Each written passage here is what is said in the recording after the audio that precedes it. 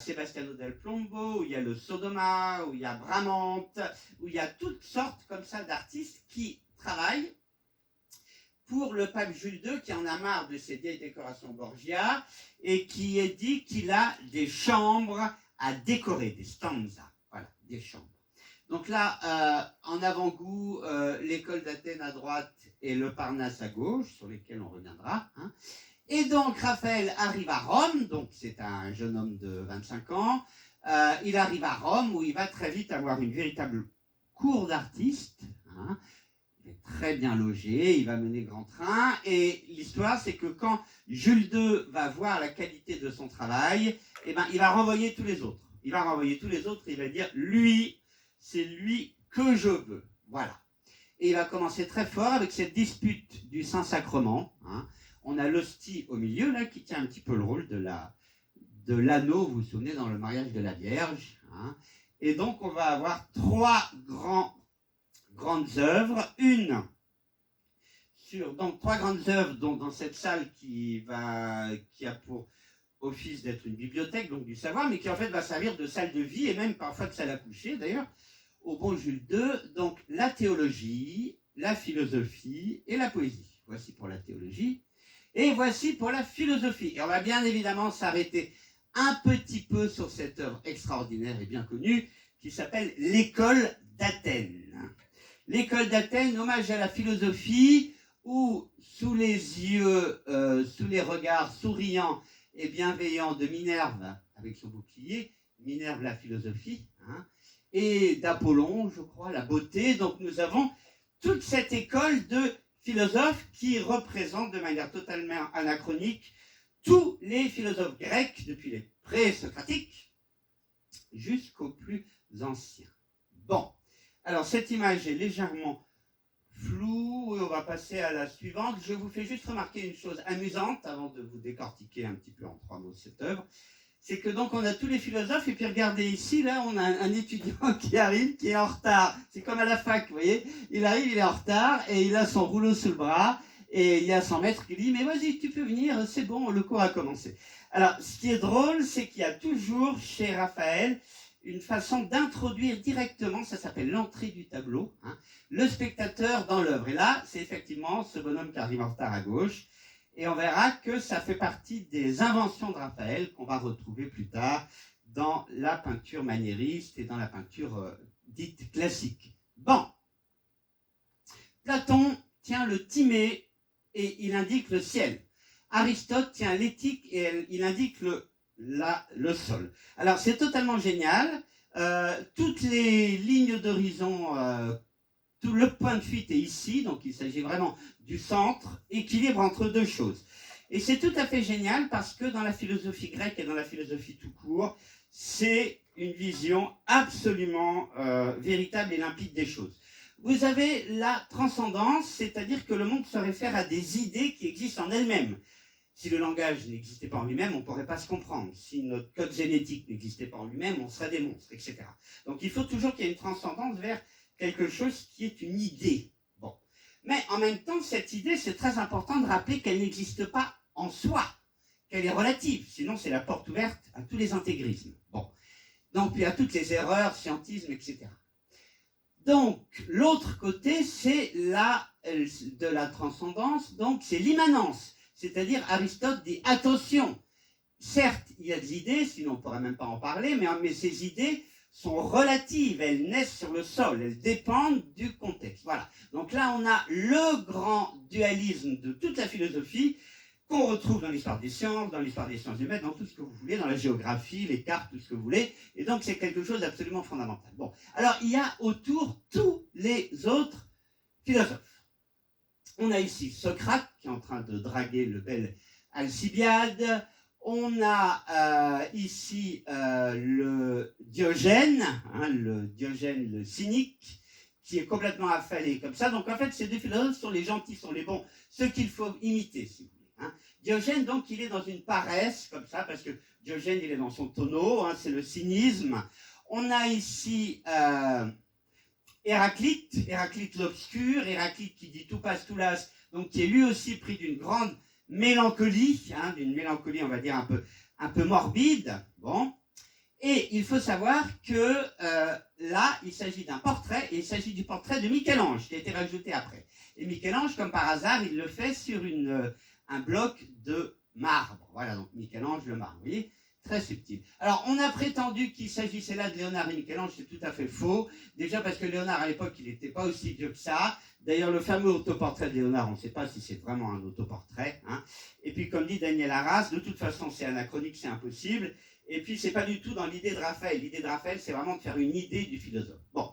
Alors, je voudrais vous montrer une autre petite chose qui me tient à cœur. C'est là un personnage que j'aime beaucoup, qui est une grande philosophe et géomètre de l'Antiquité, qui s'appelait Hypatie, et qui a été un martyr du christianisme. C'est-à-dire qu'elle a été lapidée par de jeunes extrémistes chrétiens qui avaient détruit la bibliothèque d'Alexandrie. Hein.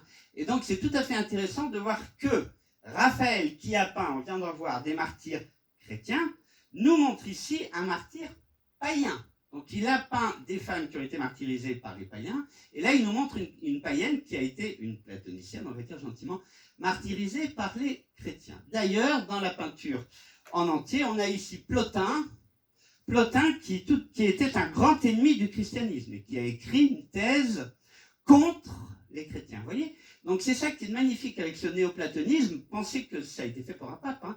Dans ce néoplatonisme, c'est que nous avons cet équilibre sublime entre vouloir garder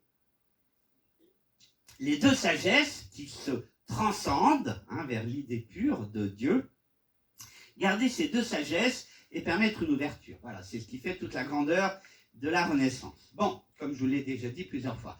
Alors, un petit truc sentimental. Là, vous avez notre ami Raphaël, sur la droite, autoportrait qui regarde le spectateur. Et là, en fait, on a pensé que c'était le Sodoma ou autre, mais en fait, c'est bien évidemment, on le sait maintenant, Giovanni Santi, son père, qui l'a peint de mémoire. Voilà.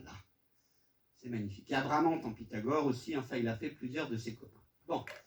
Alors, je vous parlais de rapport entre christianisme et paganisme, et bien justement, voici un très bon exemple, avec l'histoire de Galatée, cette muse qui fut amoureuse d'un cyclope, ce qui évidemment va lui faire des histoires, bref, c'est tout le mythe de Galatée, qui est peint par un banquier qui s'appelait Siggi.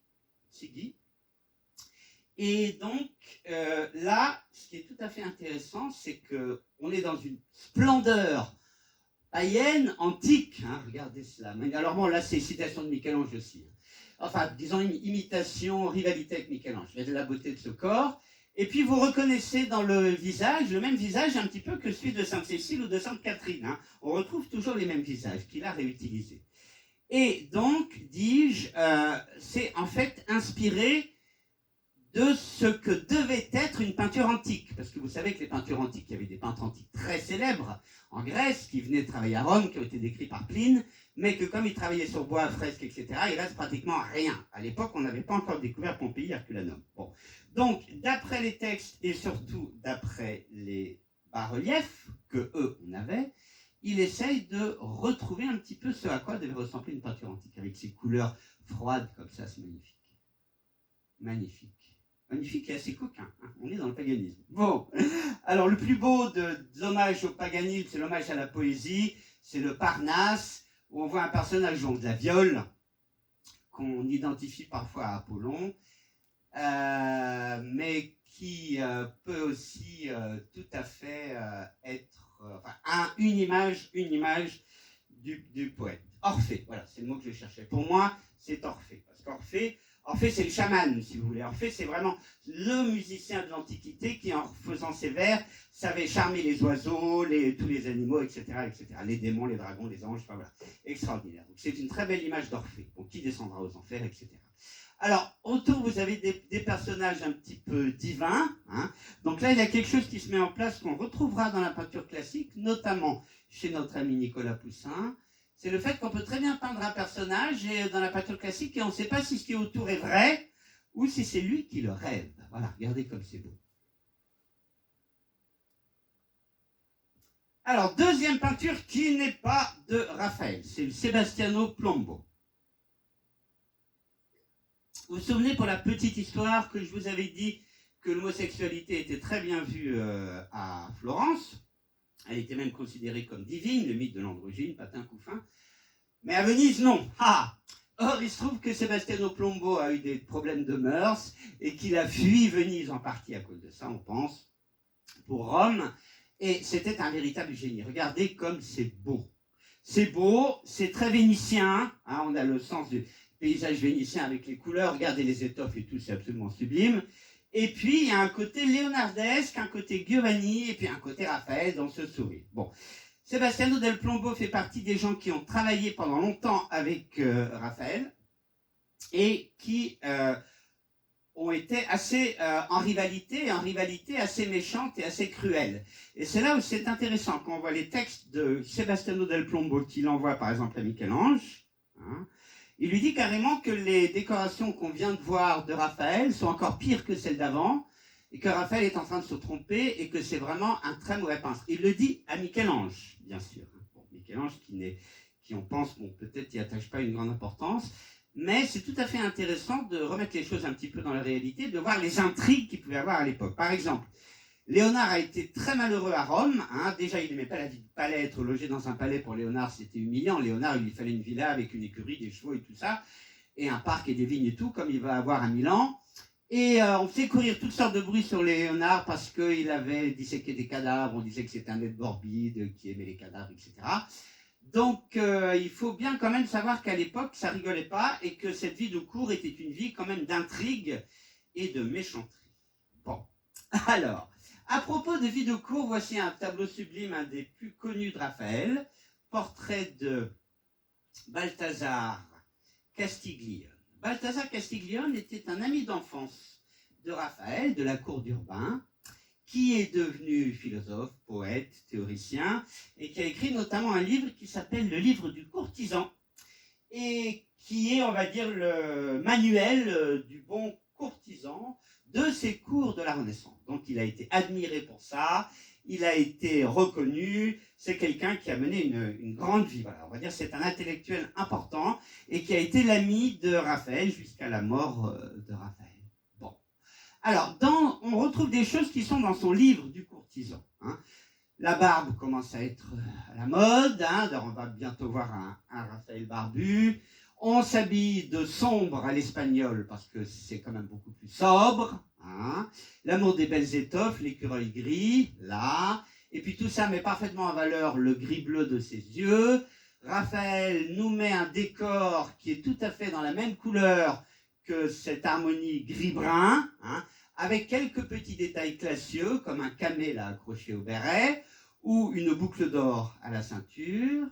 Il refait le motif qu'il avait déjà fait de couper les mains, exprès, pour nous rapprocher du personnage. Et puis ce qui est très très émouvant, hein, c'est la beauté de ce visage et de ce regard qui est fait pour avoir à la fois de la bonté, de l'amour, de l'intelligence, et puis une certaine tranquillité, hein, un certain détachement.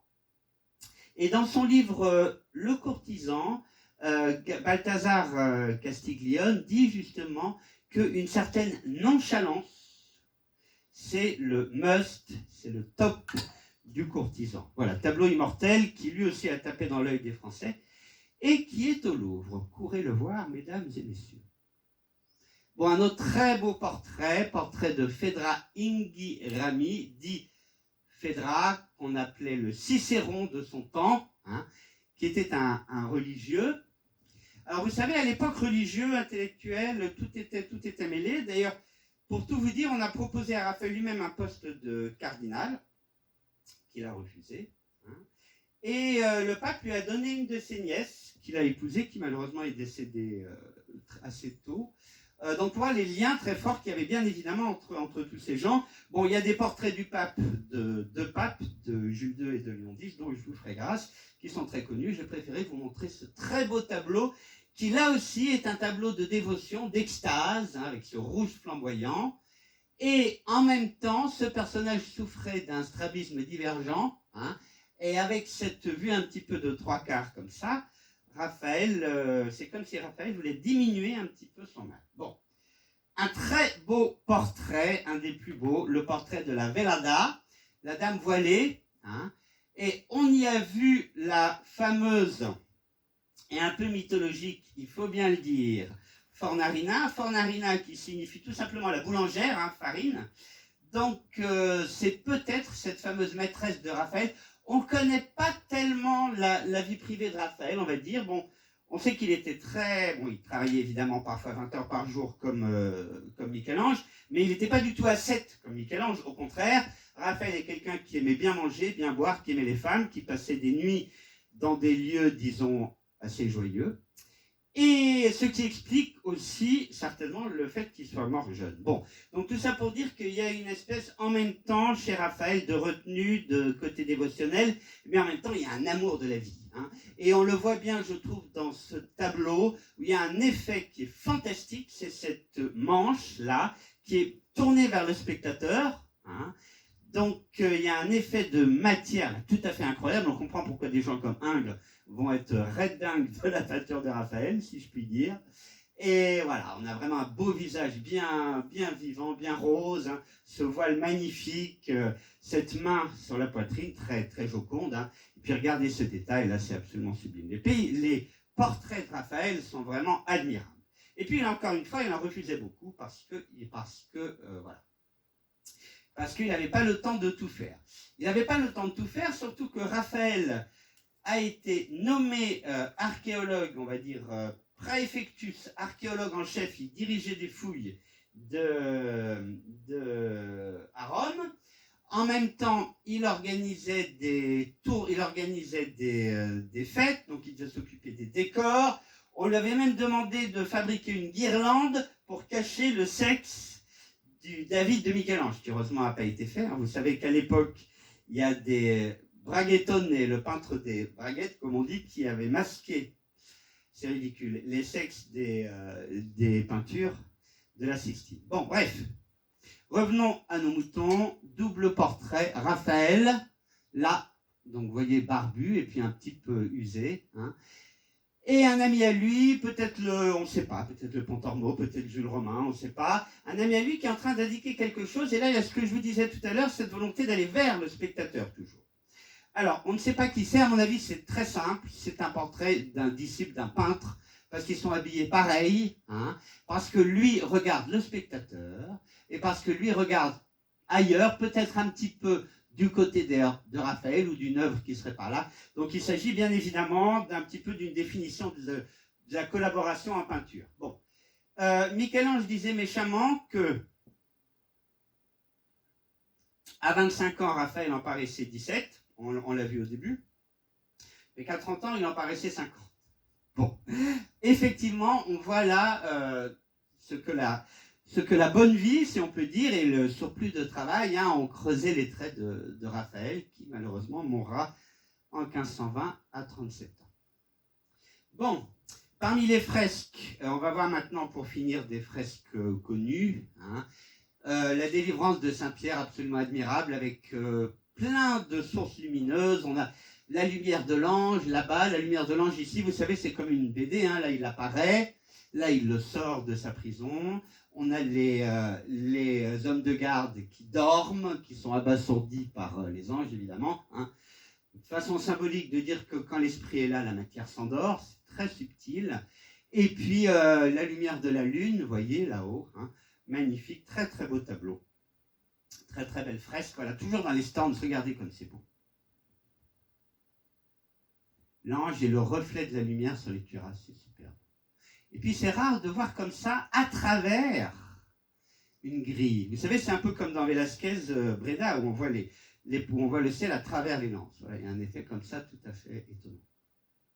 Voilà, et puis la transfiguration, certainement terminée par Jules Romain. Hein. En tout cas, on sait que le haut est de Raphaël lui-même. Hein. Donc c'est une œuvre absolument complexe et sublime qui est divisée en deux. Hein. En bas, on a le chaos, c'est-à-dire on a les disciples privés de Jésus, parce que Jésus est en train d'être transfiguré avec les autres disciples, Pierre, Jean et Jacques. Et en bas, on a donc Matthieu et Jacques, enfin bref, qu'importe. qui sont en train d'essayer de guérir un épileptique que ses parents amènent. Regardez la femme, on dirait vraiment une statue grecque, c'est la mère de l'épileptique. Et là, c'est encore bien évidemment une méga citation à l'ami Michel-Ange. Regardez cette pose comme ça, superbe. Bon, et ils ne peuvent pas la guérir, bien sûr, malgré le texte, malgré leur érudition, Pierre, ils ne peuvent pas le guérir parce que ce qu'ils ne voient pas, c'est qu'au même moment, sur le mont Tabor, entre Élie et Moïse, on avait la transfiguration du Christ. Voilà. C'est absolument sublime et c'est encore une fois une œuvre d'une profonde symbolique théorique, théologique, alchimique, tout ce que vous voulez, entre le chaos et l'ordre, entre la matière et l'esprit, hein, entre le désespoir en bas et la réalité du miracle en haut. Voilà, c'est magnifique. C'est une citation des évangiles, évidemment. Bon. Alors, j'aime beaucoup ce tableau, c'est la pêche miraculeuse. Donc, malheureusement, notre ami Raffaello Santi, meurt le jour de son anniversaire, le jour de ses 37 ans, en 1520. Vasari dira, quand les yeux de Raphaël se sont fermés, les yeux de la peinture sont devenus aveugles, hein, évidemment. Et du coup, certains peintres, comme notamment Jules Romain, vont finir ces œuvres de Raphaël, peut-être par exemple celle-ci d'ailleurs. Hein. Et en tout cas, on voit vraiment toute la beauté, la noblesse. Et là, on est déjà complètement dans quelque chose de classique. Vous voyez que c'est nouveau, c'est neuf. Hein, par rapport à ce qu'on a vu avant. C'est-à-dire les ombres sont plutôt grises, les visages sont comme ça massifs, il y a du Michel-Ange là-dedans, on est déjà dans une peinture un peu maniériste, un peu massive, et le Christ est d'une tranquillité magnifique, ces très très beaux corps musclés de nos amis les pêcheurs, les futurs apôtres. Et puis regardez, j'aime beaucoup les cormorans là, vous avez 3 cormorans ou 3 grues noires plutôt, hein, qui sont très très vivantes, qui sont très belles, voilà. Et j'aime beaucoup cette harmonie un petit peu monochrome à l'antique, là. Magnifique. Bon. Donc, quand Raphaël est mort, eh bien, il y a eu le deuil national à Rome. Et vous savez qu'à l'époque, les peintres qui étaient considérés comme des travailleurs manuels, je vous en parlais la dernière fois, et pas comme des travailleurs intellectuels, ils n'avaient pas droit, enfin les peintres et les artistes, hein, ils n'avaient pas droit à des tombeaux. Molière se plaignait que Voltaire se plaignait que ses actrices finissaient à la fosse commune. Vous savez que Mozart a fini à la fosse commune. Bon. Et donc pour un artiste, considéré comme un moins que rien, dans cette période géniale où il y a eu cet équilibre entre christianisme et paganisme, entre sagesse, tolérance et foi, hein, un artiste comme Raphaël a pu devenir un grand parmi les grands, et quand il meurt, il y a le deuil national. Bon. À l'époque, on a la réforme de Luther, hein, 1520, c'est l'année de l'édit de Luther, à peu près. Et donc, il va y avoir une réaction Luther qui dit que l'Église est trop riche, hein, que l'Église est corrompue. Il y a beaucoup de jeunes cardinaux et de jeunes prêtres qui vont suivre en Italie cette idée. Il va même y avoir un concile schismatique à Sienne, si je ne m'abuse.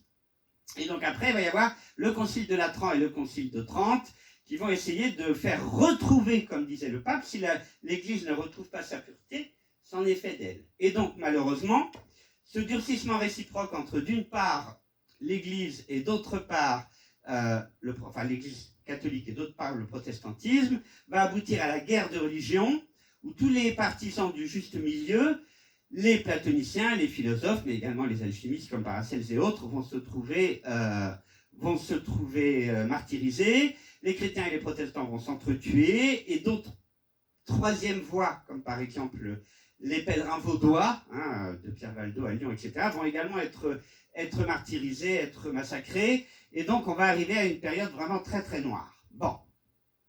La fameuse Forfarina, alors ce tableau est certainement terminé par Guido Reni ou par Jules Romain, hein.